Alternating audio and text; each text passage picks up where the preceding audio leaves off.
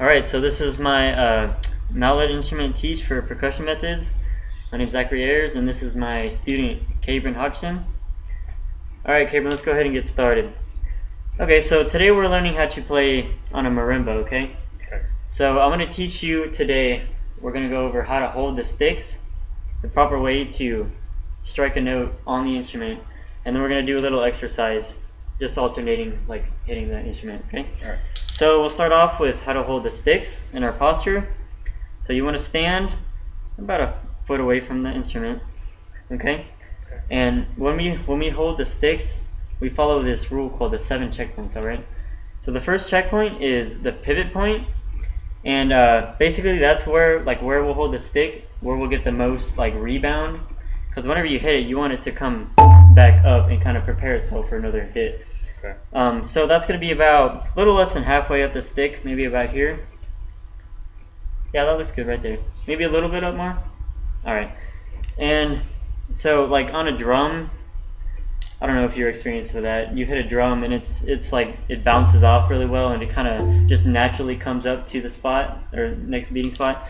So for these mallet instruments, see the sticks are kind of not as weighted like that way, so we have to kind of give it our own little kind of rebound technique. So the next thing is going to be the fulcrum, and wherever I told you the pivot spot was, you're going to take your index finger. You know, let's just use one stick for now. Alright, so you're going to take one index finger, wrap it around, and then your thumb is going to come onto the stick. Yeah, just like that. And hold it in place, okay? Next we're going to talk about the back fingers. So basically these back fingers are just going to come and wrap around the back of the stick. And you don't want it to hold too tight, because we need it to be able to still move a little bit. So the role of the back fingers is basically going to be, whenever you hit the instrument, they're going to be the thing that kind of helps give us that artificial rebound. Okay. So when you hit the instrument, you're going to kind of use these back fingers to pull it back up kind of immediately. So yeah. Alright, next thing is going to be the palm of the hand to the floor. So basically whenever we're playing, we want to make sure our palm is parallel to the ground, and whenever we hit, we use our wrist. You don't want to move your arm a lot, because that's just a little awkward to play. So yeah, that looks good. Alright, next is the heel of the hand, which is basically just this fleshy part, and it's just saying that the stick where it's coming out of the hand, it's kind of on that back fleshy part, and that's kind of where the stick's going to help rebound as well. Next thing is the beating spots. So on these little wood things, wherever we hit it and where we get the best sound is where we want to hit it. So in this case, it's going to be in the middle, kind of, yeah. So if you see, if we hit it out here, it's more resonant in the middle. You can kind of hear that. Yeah, I can hear that. Yeah, for sure. So next thing is going to be our pinky distance away from the actual instrument. So whenever we're setting up to play, we want to take our pinkies, and that's kind of the height where we want our wrists to be from the instrument. So go ahead and, yeah. So put your pinkies on, and then just pull your hands back a little bit. So that's basically the height you want your arms to be compared to the instrument, okay? So like I mentioned earlier about that artificial rebound, we're gonna go ahead and talk about how to hit the actual instrument now. So I'm gonna demonstrate for you how to properly strike the instrument. So what's gonna happen is you want your strokes to be a little bit above the instrument, okay? So you're gonna strike it down a little bit, and you want to immediately kind of use your fingers and your heel of your palm to kind of pull it back up and rebound it. Go ahead and try that a few times. Yeah.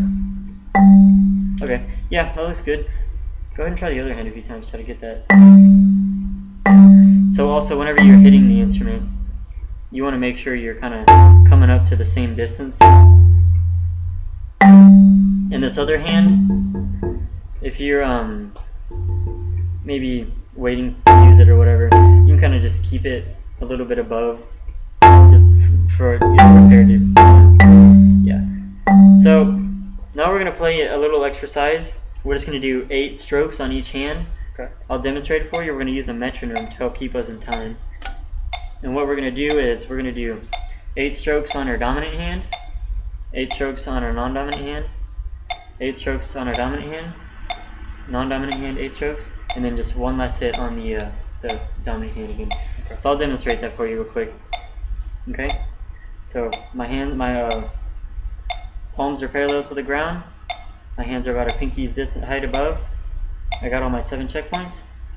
And 1, 2, 3.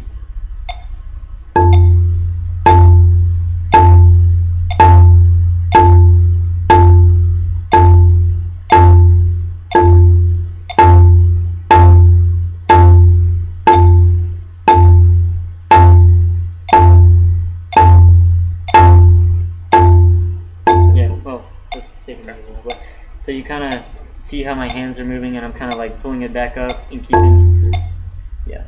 So I want you to go ahead and try that. Now you remember the sequence, right? Yes. It's 8, 8, 8, 8, and then 1. Yeah. So you can go ahead and start whenever you feel comfortable. I'm going to kind of observe and make sure you're following the 7 checkpoints. Okay.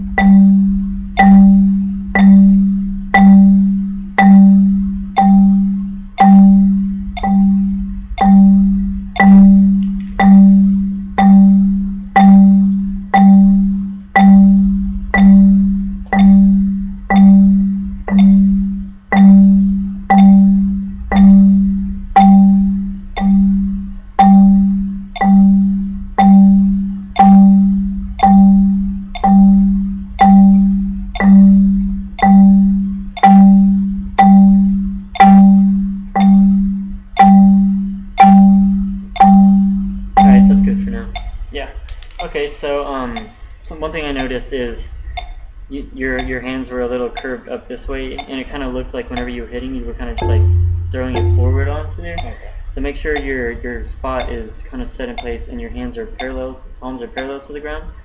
Also, another thing I forgot to mention is you want your sticks to kind of be at like a 45-degree angle from each other. Okay. Yeah, maybe a little closer than that. Yeah. Yeah. So you want to make sure that they're, yeah. Also your wrist. It looked like you were throwing a little bit of like, yeah. Yeah. Okay. So that's not too bad.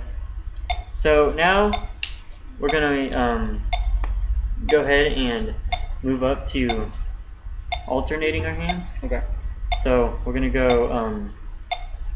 I guess we'll just go for a while, and I'll tell you to stop whenever I need to. But let me demonstrate it for you.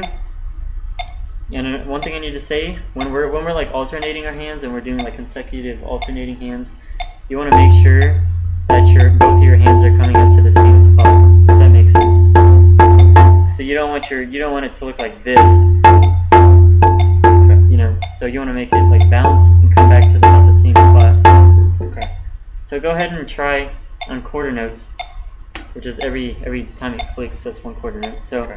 Just go right, left, right, left, and I'll observe and I'll try to fix anything for you guys whenever you're comfortable.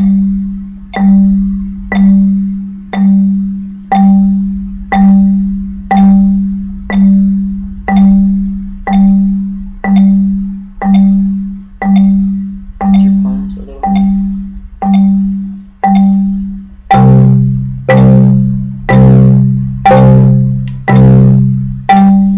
A little more like wrist flick also. Yeah. But that was good. Okay. So now we're gonna speed that up a little bit. Not too much.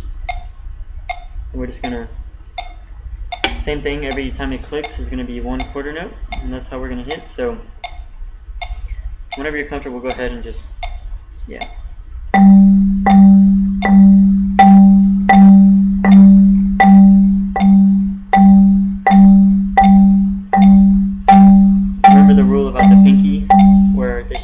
pinky's height, like above the actual like.